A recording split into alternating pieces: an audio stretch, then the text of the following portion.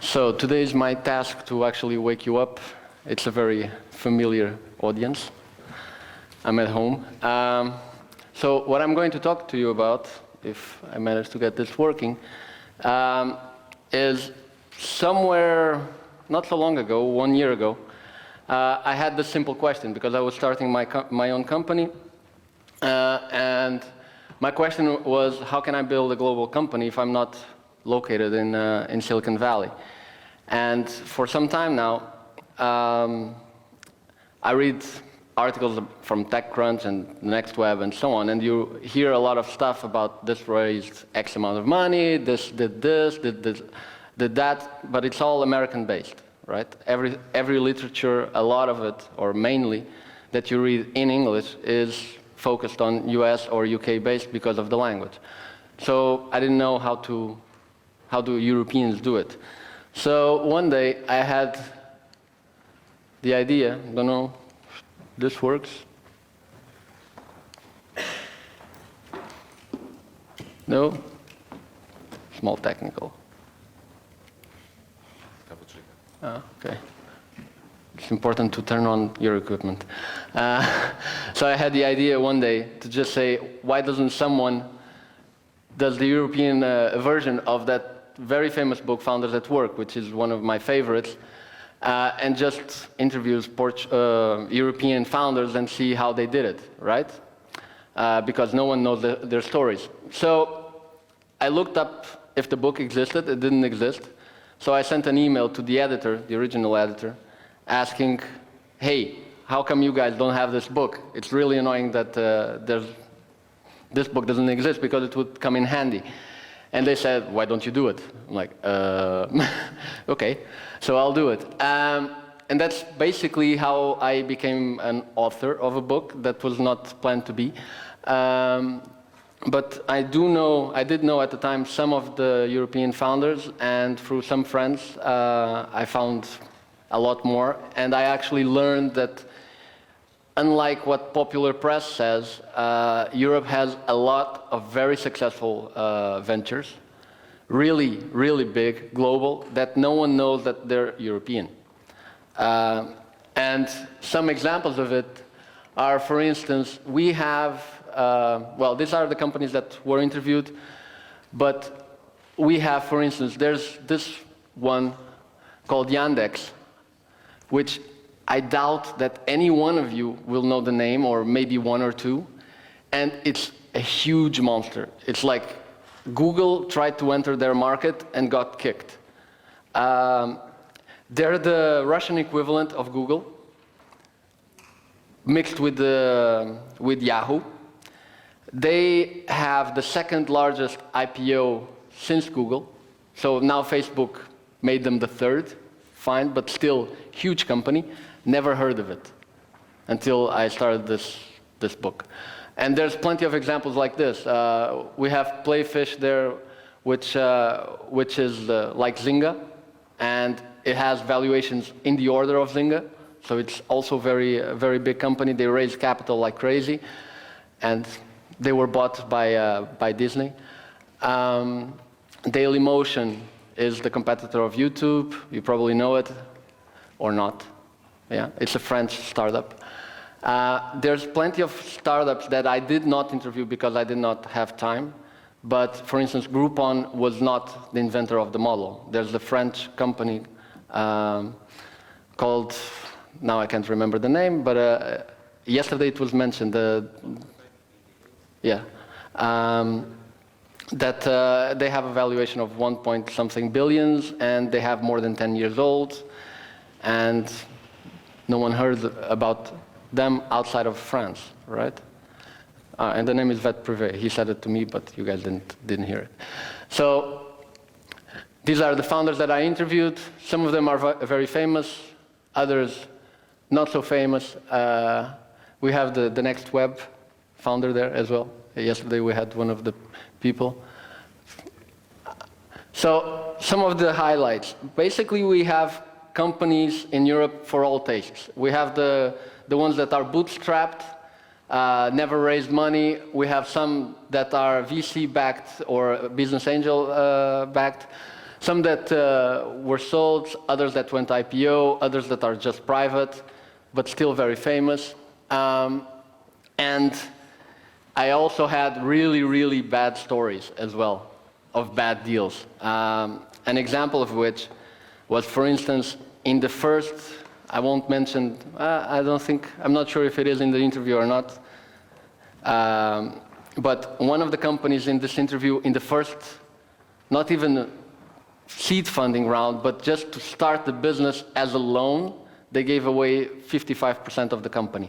So for someone that already raised money, that's a really bad deal, because they gave away the company for nothing.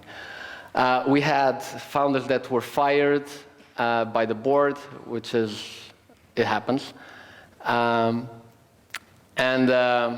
then it's really interesting to see also the very different points of view that you see from, do I go to the US or do I stay in Europe? Do I raise money in the US or do I raise money in Europe, and so on? And here there's basically two camps. There are people that think, that decided, okay, I'll stay in Europe, I'll go to the US, but with European funds, and that's fine.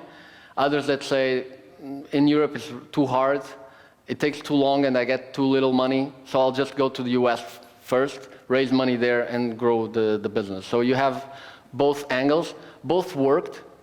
So it's not like if you want to build a global company, you have to raise money in the US. No, you can raise money in Europe just fine. There's plenty of capital available, and there's plenty of good investors in Europe. Some founders, and this is actually not one, but at least 3 of the interviews, some slept in the office. One had a tent on the roof of the office and slept there, and that was Last FM, Richard Jones. So it's quite common that they try, even if they raise money, that they try to spend as little as possible until they sell the business. So one thing that I did learn about the US market versus the European market is that most of the founders say that you should think global from the beginning. So not think like, I'll start in Portugal or I'll start in France and then grow from there. The founder of Prezi was quite, I think he's more to the extreme where he thought, okay, I have to go global immediately. But it was a common theme because most of them would think, okay, if I start go in France, then Germany, then UK, and so on, and then an American comes in and raises a huge amount of capital and then controls the entire market, then I'm cornered, then I'm regional business. This is what I expected to hear from most of them, but actually it's also divided half to half. So you have guys that are in this camp, and you have guys like Vet Privé, actually is an example, that decided I'll focus on my business and then I'll grow slowly. Now, I think both models work very well, but it depends on the type of business that you're in. And if there's one thing that I learned from this, from talking to them, is that you have to realize the type of business that you're building, and if you can defend your market and grow piece by piece, or if your market is not defendable locally and you have to grow really fast. And that's the difference between the businesses. Like all the businesses that had to be immediately global, they took the decision to grow global from the beginning. One example was Prezi is the main example. Others, like for instance Business Objects, which was an enterprise software business. They started in France, then they went to England, then they expanded to the US. So they grew much more the typical way, but they were very defensible, right? So you have to realize the type of business that you're in. Silicon Valley versus Europe.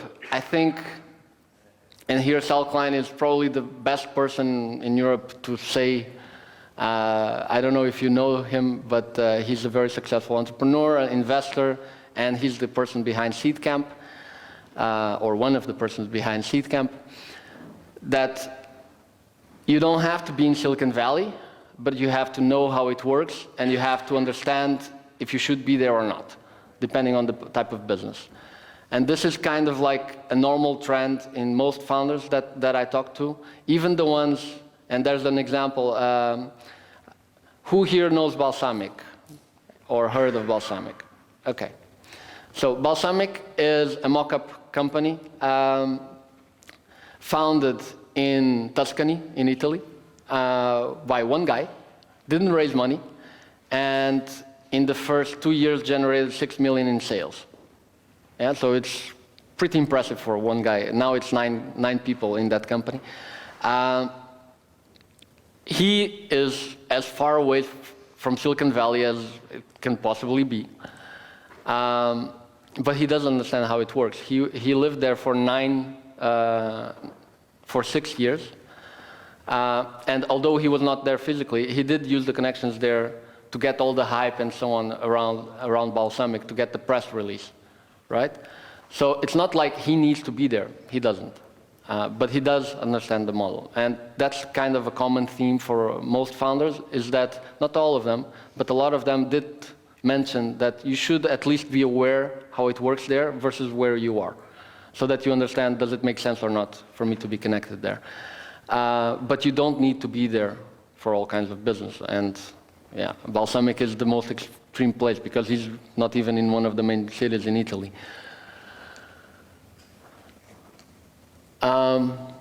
So success versus failure, everyone talks about failure, that you need to fail a lot.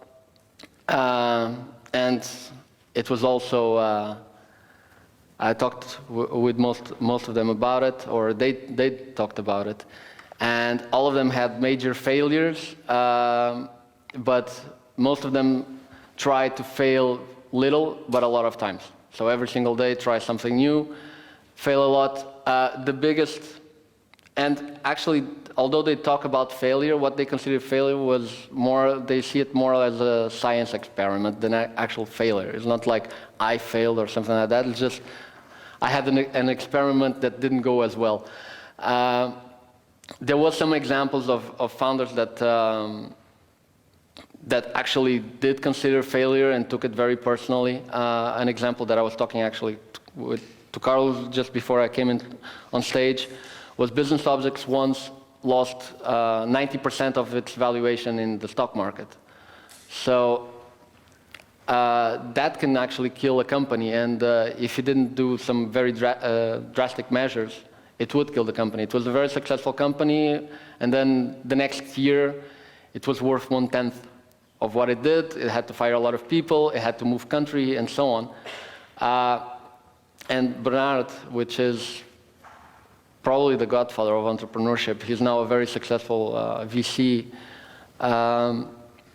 He considered himself personally a failure because the company went through this, and he had to fire most people that he worked for years with, and it was very hard on him. And he really considered that was a personal failure of him, and he didn't take it as a science experiment at all.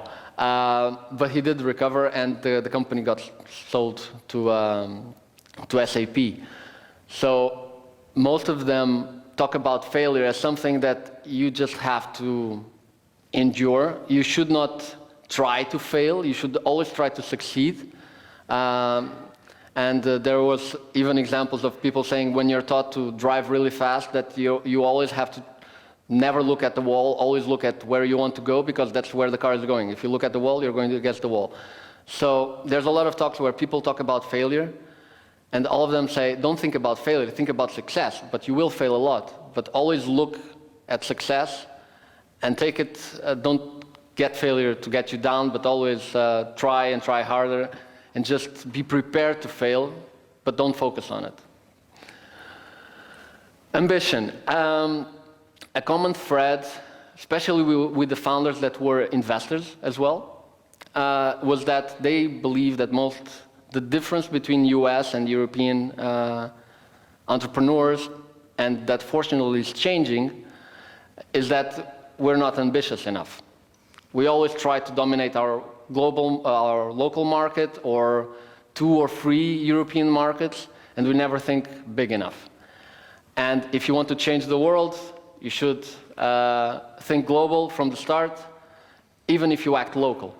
And this is some of these founders that I put here. So the Shazam guys, I suppose you know Shazam. It's a company that recognizes music. They're the craziest story ever, because they had no technical skills, no product, just a very crazy idea with no idea how to implement. They had no technical founder, and they were in Silicon Valley and moved to London. So it's like they did everything upside down, right? From the normal story, and that's why they're very interesting. But they had this vision, this ambition of changing the way people consume music, and they're still very ambitious. Some of them are working on very interesting projects. But they always believe that if you can think about it, you can do it. I don't know the way, and they spent 6 months looking for the technical founder. They eventually found a very impressive Stanford graduate, so they did find it in Silicon Valley, that did solve how the hell do I recognize music and so on. But at the time that they built Shazam, there was no digital music anywhere to be found. There was no iTunes or whatever that they needed to compare.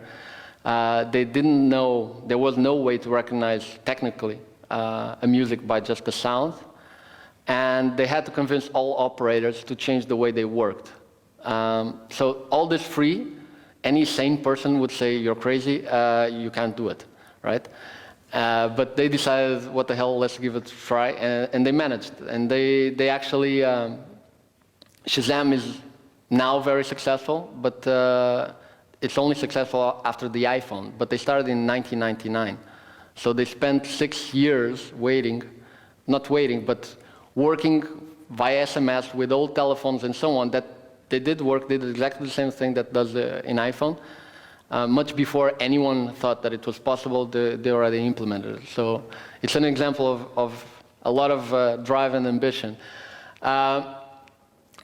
So the main thing is that, and this is Seed Camp, is an accelerator in Europe, and Reshma knows a lot of entrepreneurs. She's an entrepreneur herself, but she knows a lot of entrepreneurs. And one of the things that she also mentioned is that while in the beginning of Seed Camp, a lot of entrepreneurs were very local based, in the last 2 to 3 years, it changed a lot to be global. So it's not like everyone that wants to go global and is ambitious and wants to change the world now just picks up a plane and goes to Silicon Valley. No, more and more they stay in their own cities, and still they have the vision to grow global, and they're managing. So I can speak about the stories here, but well, there's a lot of them. It's hard to decide which ones to speak. About the team, all of them say, hire someone better than you. And this is like common to all of them. And most of them consider themselves not dumb, but compared to their team, like, whoa, they're gods. Like, these are the guys that are saving my ass, basically. I know a few things, I have a few ideas, but they're the whiz kids. And I don't think that this is any different between European or US. If you read the Founders at Work book, I actually think that 80% of the things are very common, which is team is highly important. Probably the best thing that you need is a team better than you. Capital is not always necessary. It depends on what you're trying to do, and that you need it. If you're going to waste time trying to build a company, that you should try to build something that is worthwhile for you, and why not try to change the world? If you fail, fine. But if you succeed, come on, you did a good thing to the world, right? So be ambitious. About entrepreneurship, All of them gave very good advice. Most of it is just do it. That there's no formula, which I think it's well known that there's no formula. There's plenty of ways to do it. One person that did say one thing that I found funny, because most of them said, okay, this is great, do it, it was the best thing that I've done in my life, it's hard, but it's worthwhile, and so on, One that did not follow this trend, let's say, is actually one of the most successful entrepreneurs, which is Martin Varsavsky. He founded, he's now in his 7th company, I think. Well, he's one of the best known, he's not Spanish, he's Argentinian, but he's based in Spain, in Madrid. And he is now building a startup called Fun. I think if you have Zon, you know what Fun is. It's, you can share your internet and you have free internet pretty much anywhere in the world. And he was the one that did, okay, this is great, I really think you should try it if you want to, but be prepared to fail a lot, and you may not succeed, and it was not as positive as all the others, like this was the best thing, and so on. He actually said, this is not for everyone, right? I'm lucky enough, you have to have a lot of luck. I'm lucky enough that I have the right insight or luck or whatever that made me go through, but most people will fail and you have to be aware of it. So if you want to try and go for it and try hard, but don't be too annoyed if you fail. That's fine, it's not for everyone. Not everyone can be an entrepreneur. He was the only one that did this. Most of them was just like, you should actually try it and this is the best thing. And some of them failed in the first one, tried the second one and then succeeded, and then failed in the third one. Actually, he's the one example. He lost, I think, in the third startup, 20 million euros or something like that. And then this one is being very successful. So, and that's all that I have for now. Any questions?